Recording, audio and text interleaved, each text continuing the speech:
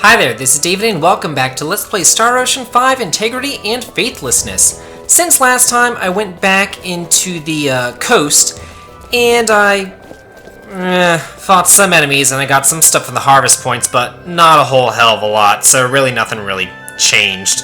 But anyway, let's get on out here and get a nice scene. Our nation is currently at war with the neighboring kingdom of Trekur. I've heard a fair share of rumors about that. Things don't look good for us, as cries for support on the front line have reached the capital. So we're losing then? The reports remain unconfirmed, but it seems the enemy has developed a new weapon and is using it to great effect. A new weapon? Such as?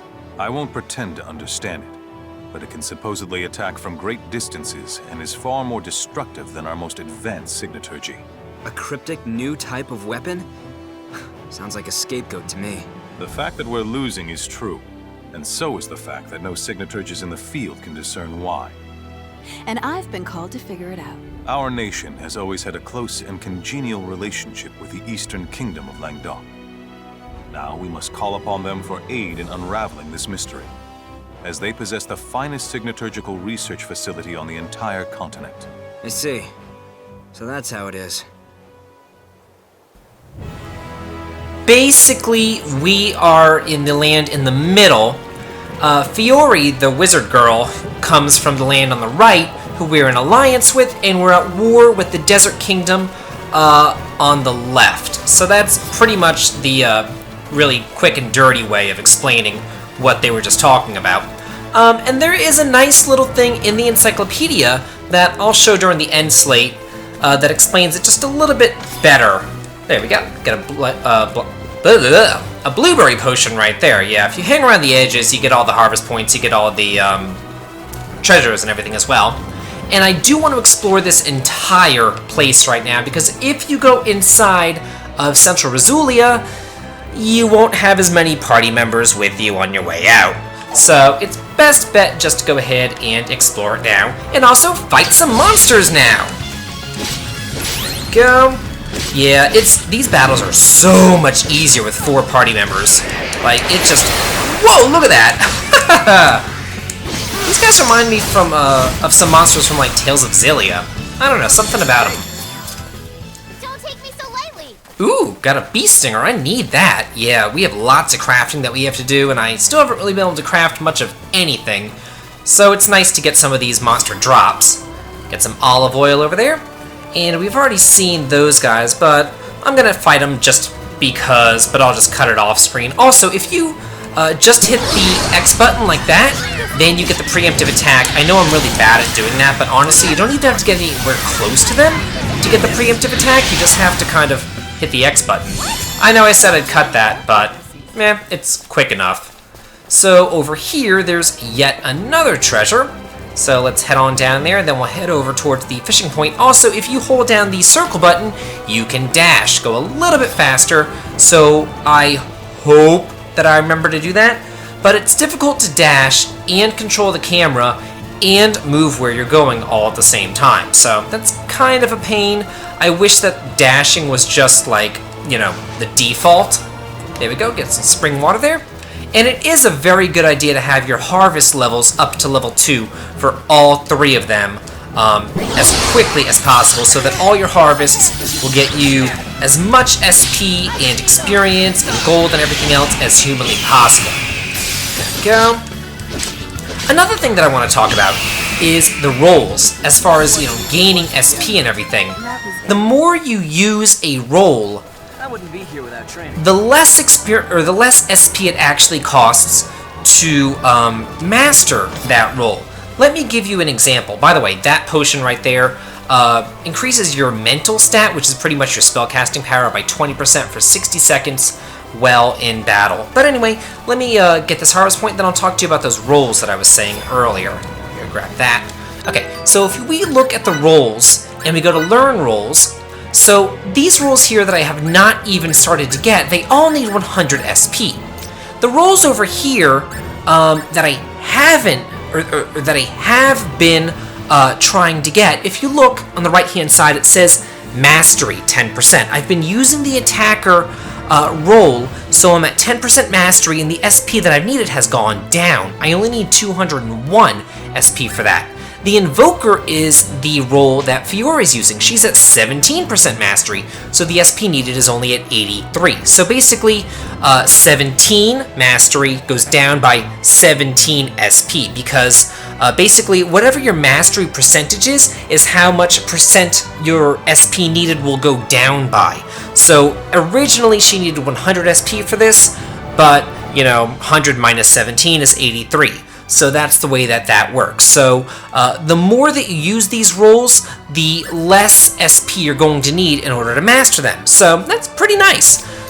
So basically what I believe, because of that, is that what you want to do is get these miscellaneous things mastered as fast as humanly possible, so that you can equip these roles on your characters and start using them more, so that you can bring down the cost of them, if that makes any sense at all, hopefully. Let's give her max MP or HP, and I don't know, I'll raise up your MP. Well, it doesn't really matter. He doesn't have a lot of MP anyway, so go ahead and raise it up. And continue on our way. I'll fight these guys off screen. And continue on down that way. We got some Periton droppings from those guys, which will come in handy for a quest coming up. Head over towards this way. Where is it? It should be coming up really soon. Oh, there it is, down here. Yeah, this is a really important treasure that you do not want to miss, because it's Health Seeds, which raises your max HP by 50 points permanently.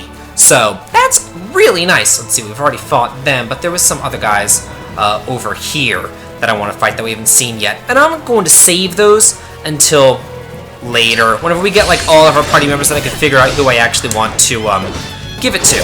But this game is unique, if I didn't say it earlier, insofar as you'll have 7 party members total by the end of the game, and you can use all 7 party members in battle. You don't just have like a party of 3 or a party of 4 or anything like that. So that's pretty nice. Head over here and get the white rice. Man, I found it just in time pressing down the circle button to dash, because otherwise this would have taken forever to go on through here. For whatever reason, I mean, well, I shouldn't say for whatever reason, because it's pretty obvious why this place reminds me of Xenoblade. I mean, it's a very Xenoblade type areas. So we're in kind of a kind of just like a big western field right here. We can't explore the entirety of the western field right now, but we can explore a relatively large area.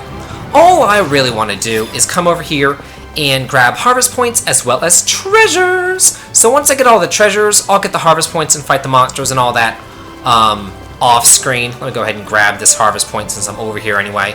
But yeah, basically there's just that one treasure on the north side, but now if you head to the middle of the field, you'll see another treasure down here, but that is unfortunately a locked treasure. So don't worry about that for right now. What we want to do is head on down to the southern part of the field to get the last treasure chest that we can get here. There aren't any treasure chests besides that locked chest in the middle of the field. Every single treasure chest otherwise is on the outskirts of the field. So kind of makes it easier for finding things, but it's also not very, I don't know, it's not very inventive, I guess. Anyway, I'm going to fight some monsters and get all the other harvest points and then meet you at the entrance to Central Rizulia. Okay, I made it over to Central Rizulia. There's 2 more treasure chests over on the very, very southern edge of this map, but we're going to be heading there later, so I figured that we'll just get them whenever we're down that way anyway. This place is pretty quiet for a capital. How different from Langdok. Follow me to the castle. Lady Brunelli, sorry to ask you before settling on where to stay, but will you join us? Okay. Totally and completely ignore the item seller as well as the weapon seller, because they sell the exact same stuff in the previous town that we were just at, so there's really no reason to buy anything there. Don't even worry about it. And let's head inside the inn, and we have some treasure that we can get over here. And we still have the same incredibly useless and annoying NPCs that you can just kind of push around. Get out of my way! Move it, kid! I love it. I'll have to save off screen, I'm not going to deal with it right now. And now that we've done that, we can head over here, and we have a new icon on our minimap, the quest board. So let's go check it out. So we have this quest here. She needs a pile of Periton droppings. Okay, well, we got those from those little birds out there in the field. So we just hand it over right then and there. Awesome. I love the quest system here. It makes it so easy. It's like a one-stop shop. You get the quest, you have the item, you turn it in, you're done. It's perfect. Ooh, we get an attack crest for that. And we unlocked a new scavenger role. Knowledge is power. Let's check out that role and that new crest that we got. So over here, the attack crest. Attack +5. No, not on Miki. I always think that it's going to start on Fidel, but it started on Miki for some reason. Anyway, that scavenger role, let's see, it's down here. Yeah, I went ahead and I mastered all these things while I was out in the field. Didn't take that long anyway.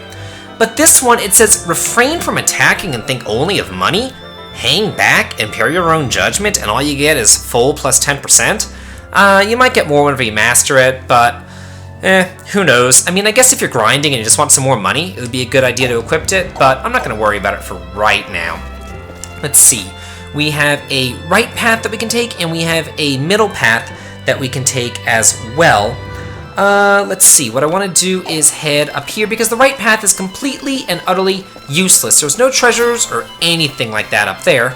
And, ooh, look at that! There's a treasure chest! Let's head over here and try to get it! Will the game let us get the treasure chest? No! The game will not! There's an arbitrary red line, and we can't get the treasure chest until we go over and do this cutscene. Seriously, game? Like, that's a real low blow right there. Oh, hey. Well, looky here. And we can't even talk to Fidel's father? Seriously? You're back? Well done. As instructed, I brought Lady Brunelli with me, along with someone else. Dad, What makes the two of you think you should even be here? Stahl has been attacked by Eidolon. We managed to repel their first attempt, but we're up against the wall. We came here to petition the king to send the village reinforcements. That is a problem. So you'll... However, we can't provide any troops. Now go home and prepare to fight. Dad, what authority do you think... Don't call me that. Right now, I'm not your father, but the official reviewing your request. Lady Brunelli, was it? I cannot thank you enough for coming all this way on our behalf. Our proud nation is currently under siege from the barbaric tribes to the west. What's more, while it pains me to admit this, the outlook is rather grim. So I've heard. We are planning a counterattack with the whole of Central Rasulia's army, and should be sortying soon. I apologize for the short notice, but might it be possible for you to fight alongside us, Lady Brunelli? It certainly is. Sorry, Victor, but I need you to help shore up the rear. First, pass the order on to your subordinates. Then, once that's done, get ready to ship out. Yes, sir. What do we do now? All that's left for us is to return to Stahl. You're going back to your village? Then you should take the Dakar footpath there. It's a much quicker route than the way we took here. Huh, so that's all we get? Yeah, and we still can only walk until he walks back inside the castle and he leaves our party as well. It's kind of obnoxious, but it is what it is. This is just talking about whenever characters leave the party, the weapons and armor that you give them will stay equipped to them, but their roles and accessories will be removed, which is pretty nice for the game to do that for us. Anyway, now we can go over here and get our treasure. I've got to say, the father's kind of a dick. Like, what's your problem? You haven't seen your kid in ages. You're gonna act like that to him? Like, holy crap. What kind of horrible father are you? Oh, hey. What do you got for me? There's actually some stuff that I want to buy here. Let's see. I want to buy some nectar. I want to buy 10 nectar. There we go. And let's see. 12 spring waters. Yeah, I'm going to be buying lots of stuff. Do you sell the white rice? Yeah. So go ahead and buy 1 white rice. And that's it. That will be used for crafting. And down here, what do we got? We can buy some wire. I want to buy 2 wire. There we go. So let's see what we can't craft now. Did all that, got the... Okay. Ooh, scale mail. That'll come in handy for Fidel. It's everything I hoped for. Sure. Hopefully these things will come in handy for, like, further crafting, because if it's, like, attack items and stuff, I'm not using that crap. And here we go. Ooh, that's pretty decent, actually. It's everything I hoped for. Okay, great. Yeah. And you'll be able to learn more compounding, smithery, and cooking skills as you raise up those skill levels. But that's kind of low priority for me right now. Over here, there's really nothing going on there. So Victor told us to take the Dekov footpath. So that's what we're going to do, but we're going to do that next time on Let's Play Star Ocean 5. This has been David. If you like this, please like, comment, and subscribe. And have a good day. And before I forget, because it does relate to today's episode in regards to the 3 different countries fighting over the land, I will be showing a piece from the, I think it's the encyclopedia, maybe the glossary, I'm not entirely sure. But as far as the rest of it, I'm probably just going to show it in a huge bonus episode at the end of the game.